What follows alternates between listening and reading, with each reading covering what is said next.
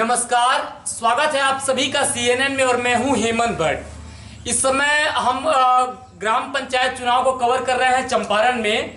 हम हर गांव में पहुंच रहे हैं, हर ग्राम पंचायतों में पहुंच करके जो प्रतिनिधि हैं उनका पक्ष रखने का प्रयास कर रहे हैं। हम प्रयास कर रहे हैं कि सामाजिक मंच पे जो प्रतिनिधि हैं उनकी जवाबदेही तय हो। और सबसे बड़ी बात कि इस समय हम हैं ग्राम पंचायत मनी छपरा है कल्याणपुर में। ये मुखिया जी के पास समय नहीं था, हो सकता है कि सरकारी योजनाओं का पैसा कहीं फंस गया होगा, इसलिए जवाब देने से थोड़ा सा कतरा रहे थे। इस समय हमारे साथ में यहाँ के मुखिया पद के भी पार्टिसिपेट कर रहे हैं इस बार। क्या नाम है आपका? सत्यम जी। सत्यम नाम है इनका और इस बार पार्टिसिपेट कर रहे हैं। गांव के लोग भी हमारे साथ में हैं।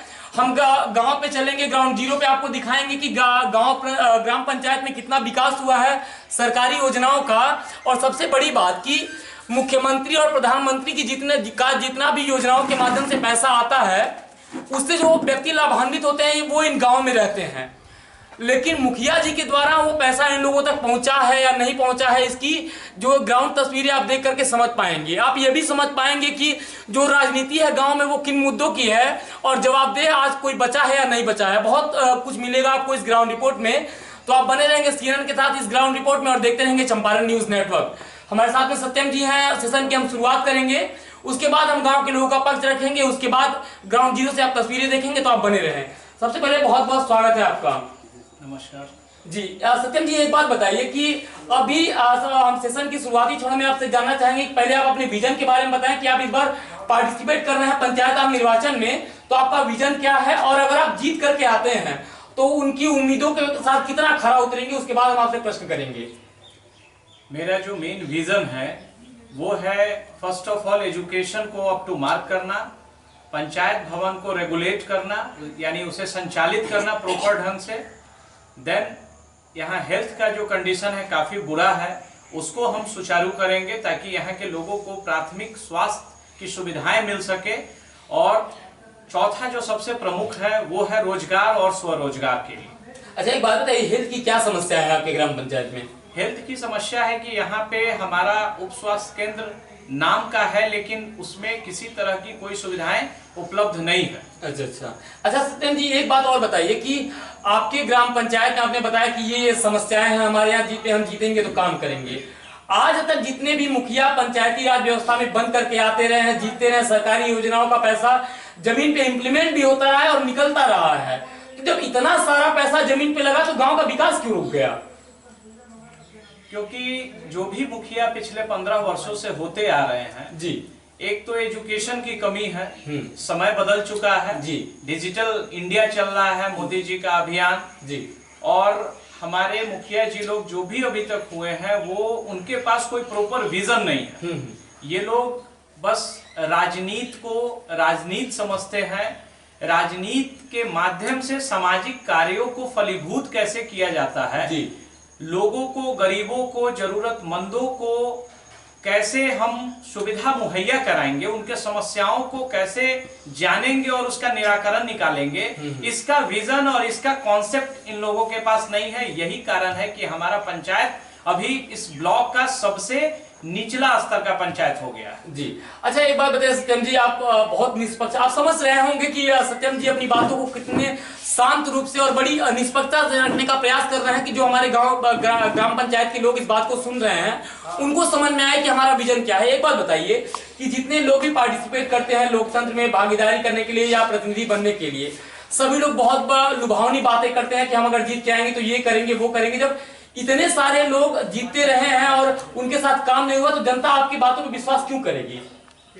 इस पे मैं बताना चाहूंगा जी कि मैं एक सामाजिक कार्यकर्ता हूं और पिछले 5-6 वर्षों से समाज के बीच में हूं, उनको सेवा दे रहा हूं।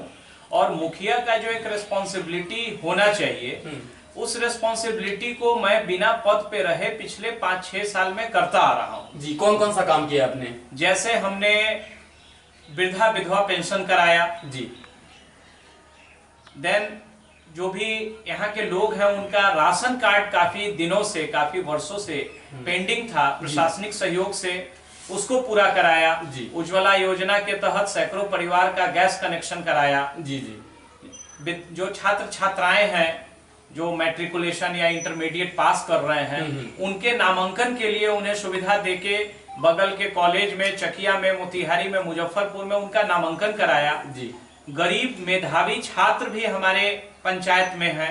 उन छात्रों में एक छात्र काफी मेधावी था जिसको मैं सहयोग दिला के बिहार सरकार के साथ निश्चय योजना के तहत बिहार स्टूडेंट क्रेडिट कार्ड से वित्तीय सहयोग दिलाकर तिरुपति में इंजीनियरिंग में एडमिशन कराया, जो अभी वहां अपनी पढ़ाई को सुचारू कर रहा है जी जी। जरूरतमंदों को 24 घंटा स्वास्थ्य सुविधाओं का सुविधा दिलाता हूं। जैसे कोई मरीज हमारे गांव का है जो काफी बीमार पड़ गया अचानक जी जी, अब उनको पटना रेफर कर दिया गया जी जी, वहां डॉक्टर सुन नहीं रहे हैं। इंदिरा गांधी और पीएमसीएच की कंडीशन क्या है सबों को पता है।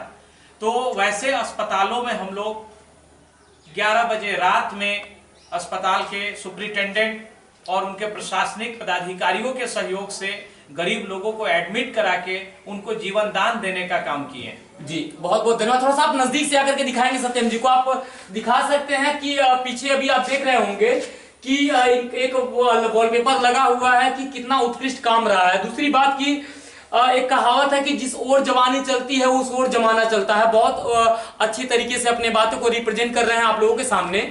बहुत अच्छी बात है कि वो जीते हैं और उनके साथ में जो गांव के लोग हैं उनका सहयोग मिले। हम चाहते हैं कि जो लोकतंत्र में जो प्रतिनिधि चुन करके आते हैं वो ईमानदार हों।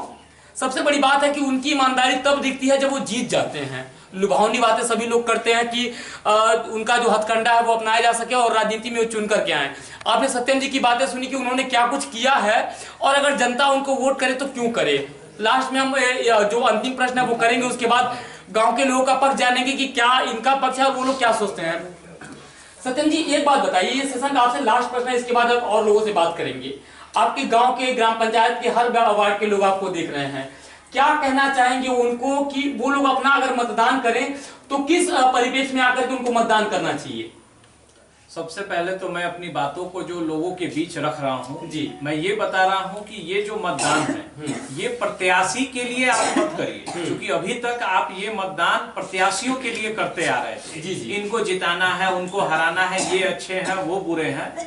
इस बार का जो मतदान करें वो आप अपने स्वयं के लिए करें, अपने बच्चों के उज्जवल भविष्य के लिए करें, शिक्षा व्यवस्था, स्वास्थ्य व्यवस्था को सुदृढ़ करने के लिए करें और वैसे प्रतिनिधि को लाएं जो आपके दुख दर्द को समझ रहा हो, जो आपके साथ दिन रात पिछले 5 वर्षों से लगा हुआ हो, जिसके पास ये प्रमाण हो कि पद पे रहने से पहले उसने आपके साथ कहां-कहां जो है कदम से कदम मिलाकर आपको सहयोग किया है। तो इस बार का मतदान आपके परिवार और आपके भविष्य के नाम होना चाहिए। अच्छा, इनका कहना है कि एक मतदान लोकतंत्र में सही उम्मीदवारी के लिए। और भी बहुत सारे लोग हैं, हमारे इन लोगों से बात करने का प्रयास करेंगे। थोड़ा सा आप आकर के नजदीक से दिखाएंगे। बाबा खड़े हो जाइए आप। क्या नाम है आपका? थोड़ा सा तेज बोलिए बाबा। खाना नहीं खाए हैं क्या? खाना खाए हैं।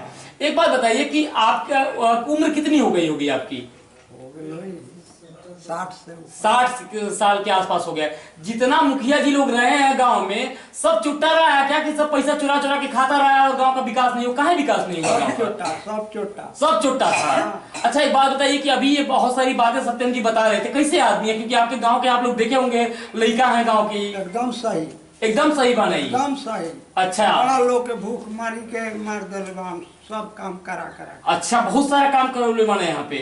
आप समझ रहे होंगे बाबा अपनी बातों को बता रहे हैं कि सत्यम जी कैसे व्यक्ति हैं और क्या कुछ किए हैं गांव के लिए। थोड़ा सा खड़े हो जाएंगे आप। क्या नाम है आपका?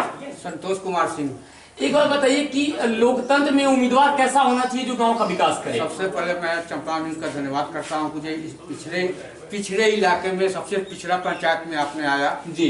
यहाँ का जो सोच है, पिछले जो भी उम्मीदवार रहे हैं जीत के तो आए हैं, लुभावनी बहुत बातें किए हैं, लेकिन उनका सोच विकास करना नहीं है, अपना विकास करना है। अच्छा, अपना विकास करना है। रोड का स्थिति आप देख सकते हैं, कुछ भी जो भी सामाजिक कार्य हुआ है या सरकारी कार्य हुआ है वो न के बराबर है। 1 लाख आप सेट कर रहे हैं, हमको लगता है 30 से 35 हजार में सेट बनकर तैयार है। अभी आपको बनिया टोली में है, वार्ड नंबर 7 में एक सेट गिरा है, लेकिन कोई घटना नहीं हुई है। एक और भी सच में गिरा हुआ हम देखें अभी आज। यहाँ का सोच है, सबसे बड़ी बात है यहाँ के लोग जो भी उम्मीदवार है शिक्षित नहीं थे। यानी उनका रहन सहन व्यवसाय जो भी है लेना है, सेवा नहीं करना है किसी के साथ। इससे हम यही क्षुब्ध होकर हम इनको खड़ा किए, हम प्रस्ताव करें। ग्राउंड जीरो से तस्वीरें आप देख रहे हैं कल्याणपुर प्रखंड के मनी छपरा ग्राम पंचायत की। ये गांव में विचरण करने के लिए मुख्य मार्ग है और आप बीच में जो तालाब है इसको देख करके समझ सकते हैं कि किस प्रकार की ग्रामीणों को परेशानी का सामना करना पड़ रहा है। हालांकि गांव के जो दूसरे हिस्से में जो ये रोड जाता है वहां से आरसीसी ढलाई हुई है और सुचारू रूप से लोग आगे जा सकते हैं, लेकिन गांव के दूसरे हिस्से में जाने के लिए ग्रामीण आज भी परेशान चल रहे हैं और जो रास्ता है वो पूरी तरीके से क्षतिग्रस्त है। चंपारण का मनी छपरा ग्राम पंचायत कल्याणपुर प्रखंड में पड़ता है और ये विशेष महत्व इसलिए भी रखता है कि यहाँ के मुख्यमंत्री नीतीश कुमार खुद ही इस गांव में आ चुके हैं। गांव के लोगों ने बताया कि इस गांव को मोर गांव भी कहा जाता है। इसकी सुंदरता में कोई कमी नहीं, लेकिन सबसे बड़ी बात है कि जो रास्ते हैं वो क्षतिग्रस्त हैं और मार्मिक जो स्थल हैं उनको देख करके ये लगता है कि सुचारू रूप से गांव में घूमने में काफ़ी कठिनाइयों का सामना करना पड़ेगा। आप खुद ही सुने ग्रामीणों का क्या कहना है CNN के माध्यम से। क्या नाम है आपका? मुसाफिर साहब। मुसाफिर साहब। अच्छा, एक बात बताइए, अभी हम ग्राम पंचायत मनी छपरा में हैं। ग्राम पंचायत में अभी हम कवरेज पे भी चल रहे हैं, ग्राउंड जीरो पे से लोगों को तस्वीरें दिखा रहे हैं कि कितना विकास हुआ है पंचायती राज व्यवस्था से। आपको क्या लगता है विकास हो गया है क्या यहाँ पे? ना, विकास कहाँ हुआ? विकास नहीं हुआ है। कौन कौन सा विकास, आपको क्या लगता है क्या विकास नहीं हुआ? मतलब किसी प्रकार का देखिएगा तो गांव मोहल्ला में विकास नहीं है। अच्छा।